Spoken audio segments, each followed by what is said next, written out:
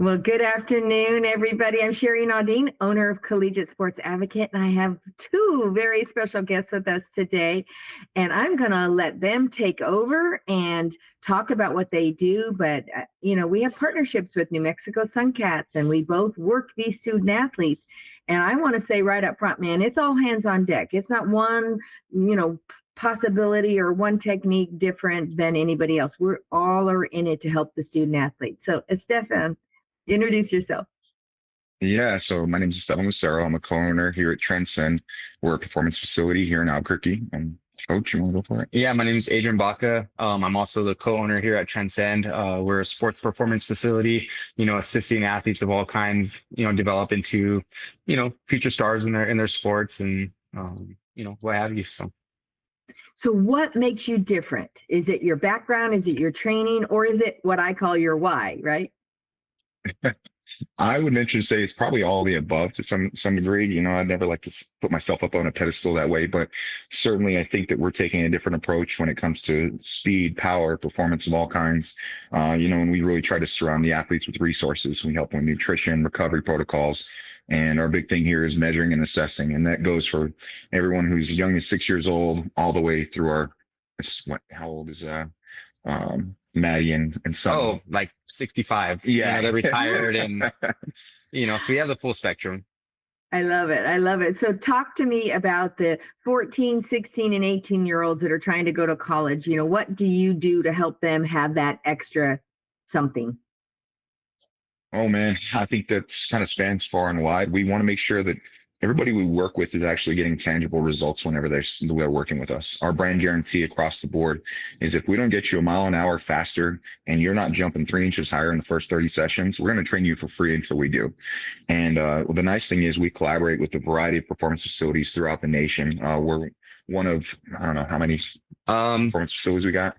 There's, we're part of the Universal Speed Rating, and there's about 150 speed lab owners across the country, and we're fortunate enough to be a part of this organization. And so we have the opportunity to collaborate and brainstorm, from training philosophies to you name it, newest tech that's coming out. And so, we're staying on the cutting edge of technology, and then we're able to directly implement that here at Transcend. I love it. Something we do twice a year, February and September, with our student athlete is what we call SMART goals: specific, measurable, obtainable, reachable, targeted goals. And I always say, stop going to dance class and just running around in circles and doing your thing. Like, if you're trying to get faster, we have to have a start time and we have to have a goal for how we're going to get there. And then I talk about fuel instead of nutrition. What do you think of those two thoughts? I think as far as, fuel and nutrition, probably synonymous with each other, but I think fuel sounds a little bit better when it rolls off the tongue. And I think it's probably a framing and a mindset that you get athletes into when you think of, all right, protein, carbs, fats, things like that. When we think of them as building blocks as opposed to just things you put in your mouth, I think that's pretty important.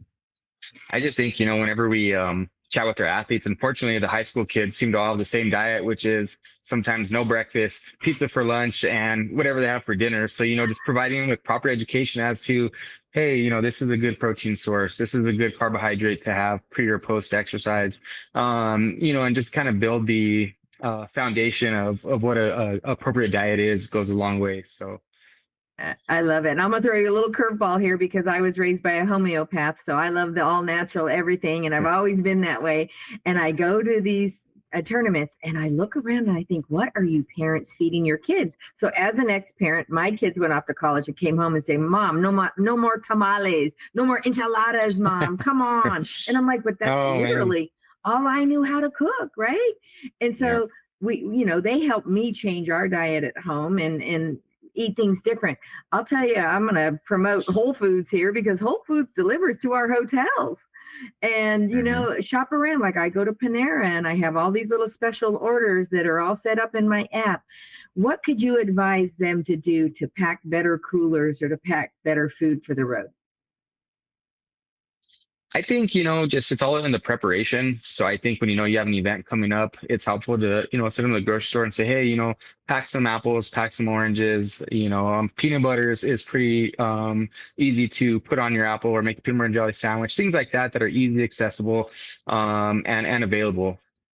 And as far as our training, after every session, we sit down with the athletes, do a little bit of cool down, and we talk proper nutrition protocols. And so they should be able to rattle off to you or anybody they work with, what a serving size of protein looks like, what a serving size of carbohydrates look like, what a serving size of fat looks like, how many vegetables they're supposed to have on their plate. And we go over protocols that involve travel ball as well. So if you're on a long road trip going to Oklahoma or what have you, we want to make sure, okay, worst case scenario, you stop at a gas station, you know what to pick off the shelf. Yeah. And what are some of those tips? What do you pick at a gas station? Man, I think, sorry, no, go ahead. I was just gonna say, if I'm thinking about, getting some protein in, something as simple as just some beef jerky, is low hanging fruit. That's pretty easy. So prioritizing some of that protein, I think is really helpful. Obviously, making sure they're drinking water, not sodas. I know it's Oh, easy I to was going to snack on switch all to the. hydration. Yes, got it. You got it, coach. And it's full encompassing, right? And you got to prepare the body. So I think, like I said, just getting some jerky, some bringing some peanut butter with you goes a long way. Your apples, maybe some trail mix. You have a little bit of some fat from from the nuts, things like that. And then obviously packing some water. So. Awesome. And I love it. My husband's a 38-year employee of Coca-Cola, and I'm always caught on tape saying sports drinks are for replenish. It's not for your all-day drink. Hydrate and then replenish. Am I correct? Yeah, absolutely, absolutely. And it depends on the amount of activity an athlete's going through too. Like drinking a gallon of water isn't a total necessity on a day in, day out basis. In fact, you might even dehydrate yourself if you're not careful. But if it's a long day where you're playing 3, 4, 5 games in a row and it's in the summer heat, then yeah, you want to make sure you're getting plenty of electrolytes in. I always tell the athletes, when you sweat, what does it actually taste like? And every one of them is like salty, and salt's one of those funny things that gets demonized because it's associated with heart health for whatever reason. I think that's, that's kind of come and gone, but making sure they're getting plenty of electrolytes in their system, making sure they're having plenty of salt. And salting their food to taste, obviously not going overboard either. That's awesome. Our son had muscles spasm happen one time in the heat, in the South, and they said, "Man, this boy is hydrated, but he lost minerals." And so they started saying, pack cantaloupe and honeydew and watermelon and make them little balls and put them in the freezer. So I know we're going way off on nutrition, but I love that because we do have to fuel our body. Talk to me about when they're going out and they've been training with you, but again, we're hitting the road for 7 weeks coming up here soon. What are some of the things they can go and do in the hotels? Maybe it has a gym, maybe it doesn't. Are there some tips for them to get, keep up their training and do it while they're on these road trips? Well, I think the first place that we start, and this is again cornerstone of our facility, is making sure they're getting appropriate dosing speed. That's something that doesn't require a lot of equipment. That's something they can kind of implement on their own. And really all it takes is effort and probably, some instruction when it comes to distance and time and things like that. But exposure to top speed is crucial for any athlete's development. That's the one thing that comes the quickest and actually leaves the quickest, so if we can preserve some of their speed, especially where they're gone, that's going to be paramount. Awesome. When I think about sprinting, we think about dosing sprints as a vaccine, right? We want to give them doses so that way they stay healthy. And if they're not sprinting during the week and then they just go let it loose in the game, there's a potential that maybe they're at risk for injuring their hamstring. And so to Stefan's point, sprinting is crucial to their performance as an athlete. And so, I would say that. And then, maybe even, after a long ride, getting some mobility work in could go a long way, and just loosen up the body after, a long car ride. Something like that can go a long way. That's awesome. I was telling Stefan that I even do, 30 days of yoga with them in December. And I try to tell them, you don't need your yoga mat. You can sit on top of your hotel bed and do some of the basic stretches. But in my generation, in the last 10 years, being a recruiter, I've seen a lot of labrum tears and a lot of hip injuries. So I'm really talking to them about just laying flat and doing your butterfly legs and just, letting them stretch, doing the happy baby where you're holding your legs up in the air. There's just lots of little things they can do before they go to sleep. Do you guys have any other tips for that too? So as far as, labor injuries, hip injuries, I think that kind of culminates or comes back to the fact that a lot of athletes, live sedentary lives. They're stuck in a chair for 6 hours a day, class or whatever. And, outside of that, and we grew up, it was about going outside and play and those sorts of things. I think the best preventative maintenance in our environment typically revolves around strength and application mobility when it comes to that strength. So making sure if we're going to apply mobility that we hit the save button by increasing their tissue tolerance around that joint or around that tissue. So for example, first thing they do when they walk in the facility is the foam roll, and then they'll do a degree of mobility work. But then once we're done with that, we get into the technical aspect of their sprinting. We sprint and we do the strength work. And what that does is that fortifies the ligaments, tendons, joints in any area that may receive some degree of overuse. Very good. I love it. And I think I was telling him at the start of our conversation, I was moving some weights in my backdrop there because I had an arm injury. So I actually carry one little hand weight in my car, and I don't tell the highway patrol, but I'll sometimes be doing my arm weights while I'm going down the highway, Yeah. because it's just Good. any kind of motion that you can get in order to, repair what's broken, or, thinking about, you're sitting in the back seat, you can buckle your seat and stay in your seat, and you can still do some stretches. And, the other thing I do, in fact, I should show you now, I think I have it here, is my mom, was a PhD in homeopath. I use spray magnesium. Are you guys are you into that stuff? My wife's gotten into magnesium lately, and she's had it for a long time. And the other night she was like, "Man, I'm really tired from work," and we got some of the magnesium like oil or lotion. We rubbed it on I rubbed it on my legs, and man, I can tell you, I slept great. Yeah, And it's I'm like, amazing. and I'm asking her, yeah, and I'm asking like, when do we get this? He's like, yeah, we've had this for months. I'm like, oh, great. So tell me more about the myths that happen in your industry. So one thing I've been thinking about a lot lately is the fact that you can't ride two horses, with one seat. And what I mean by that is, there are a lot of, what do I want to say, archaic and even just antiquated practices inside of strength conditioning, right? There are just some ways of doing things that just won't go away and won't die. And what I see more often than not in any sports atmosphere is long, steady state conditioning, right? Your long, steady state cardio where you're running miles or poles or whatever the case is. And the fact of the matter is you're actually detraining a lot of athletes. You're actually taking them a step backwards, because what you're doing is you're telling the body that I'm going to get used to doing long, steady state intervals when sports are truly played sudden and athletic and powerful. And you're trying to get from point A to point B as fast as you can. So you're actually undoing any of that fast twitch muscle fiber and teaching your body to be more long, steady state, almost like a cross country runner in a lot of ways. And so we'll see some athletes who will come in and they'll have a hamstring injury or they'll have a calf injury, and it seems like it's so sudden and abrupt. And then the coaches will often blame it on the idea that, well, they were just out of shape and we got deep into the game and, something, one of their muscles clip, when the fact of the matter is it's got nothing to do with that. It's got something to do with the fact that that muscle, that tissue was overwhelmed at that point, especially being subject to the force demands that are required from the sport. So things like that, overuse injuries, they're bound to happen when it comes to playing a single sport, especially as you start to get up the ladder. You're starting to focus in, you're a junior, you're a senior, and you pick one sport to stick with because that's what's going to pay for your tuition.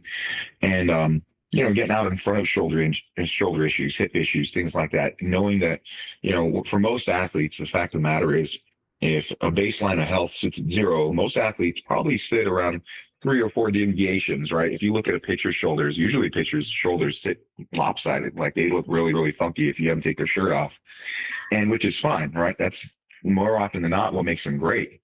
The fact of the matter is, though, you want to make sure that shoulder doesn't end up 6 or 7 standard deviations away from baseline, because then you're redlining it to a degree that somebody will get hurt. That's how you end up with those slap tears. That's how you end up with those labrum issues. And so our job is to make sure that we're being as preventative as possible. And that's done in a variety of ways. That's through mobility, that's through strengthening, that's through just general, just good practices, everything from your IYTs to making sure you're getting in shoulder cars to keep that shoulder healthy, to just general strength work. And I see it too, and this is some I see probably from basketball players and even baseball, softball players to some degree. It's an uncertainty about training even your upper half. And I always tell people, it's funny, like I won't, maybe my pitchers may not truly bench press with a barbell, for instance, right? I don't know if I want to do that. And maybe some of them like to, but maybe most of them I'm going to try to steer away from that. But they do need a strong enough foundation when it comes to their upper body, because people forget the strongest internal rotator of the shoulder is actually going to be your pec. So you got to have something there to help you along, so things like that. Well, and I know you and I talked a while back and we talked about how can people get in touch with you, but you also mentioned you can do remote training because I have almost Yeah. 1,200 student athletes nationwide, and it's hard for student athletes to get in a gym. And, do you have an app or how do you do that? Yeah, so we actually have several athletes who are off at college. My cousin Ricky's actually at Lamar out in Colorado right now, and so we deliver training through via an app called Train Heroic. And the nice thing about Train Heroic is it comes with complete instructions. Obviously, we program all of it, but it's everything from sets, reps, detailed instructions as far as how to perform the exercise, what we're expecting. They can track their own progress. There are even videos embedded, so an athlete can see exactly what they need to do on what basis. And then there's a chat feature. So anytime that they have questions, they can just hit us up. We get back to them as soon as we possibly can. They can send us videos. In fact, I have a guy who's training in California who's texting me right now, and I guarantee he's curious about something or needs a little bit of help with this or that and the other thing. And even when they're at a distance, I think one of the things that might aid us or help the athletes that we work with is we don't just talk about training. I have athletes who come to me with a variety of life issues, and we talk about ways to decompress from stress. Everybody's coached that 15-year-old boy or girl who went through a breakup and it's the end of the world, right? And all of a sudden their performance is going like that. Yeah. And while I'm not a guidance counselor or anything like that, the door is always open, like, hey, are you doing okay? And check it on the mental space. Adrian and myself are actually certified mental performance coaches. So we'll go through a variety of grounding techniques. At the end of every session, we'll do some single point meditation, but we'll just say it's box breathing, to make sure the athletes kickstart that rest and recovery process as well. And so we'll do that with athletes at distance too. We'll work through non-sleep deep rest protocols, right? Where an athlete learns how to just, let's just say they were out all night, because we know that athletes don't, go out at night. But let's say we have a college athlete who didn't get a great night's rest. They can use NSDR protocols to kind of revitalize themselves, in just 5 or 10 minutes if they close their eyes and focus on their breath for a little while. There's some pretty strong studies out there. You can look at some of the work that Andy Galpin's doing and Eddie Huberman. And you could take 10 minutes and all of a sudden you feel like, I don't want to say $1,000,000 after a night of no resting, but you're going to feel a lot better. That's awesome. No, I love everything you're saying, and it's so amazing because we touch into the point that our company's name's Collegiate Sports Advocate. We get involved with the advocating for them and getting them through things, but we're definitely not licensed professionals, and especially in the mental health part. I try to help them with tips and techniques. I ran AAU track when I was a kid, and there was all kinds of things, even in the 70s, of how to get through strenuous times. So and Nick, by the way, you can cut that part if you don't want me talking about my age. So we'll give that to him. And now Nick will go back on, and then Stefan, tell us how to get in touch with you. What's the best way to call you, get to your website? How do they get engaged with you? Yeah, so the easiest way probably would be to go through our website or our social media. We're active on both. The website is transcendnm.com, and our fitness page and performance pages are just Transcend NM. So yeah, you can contact us, DM us. I have my own social media that's attached to that. So if you want to hunt me down, you're more than welcome to, along with Adrian's the same way. Facebook, we're real active on Facebook as well. So again, this extends not only to the athletes, but more often than not, we've seen this through the Suncats, the parents too.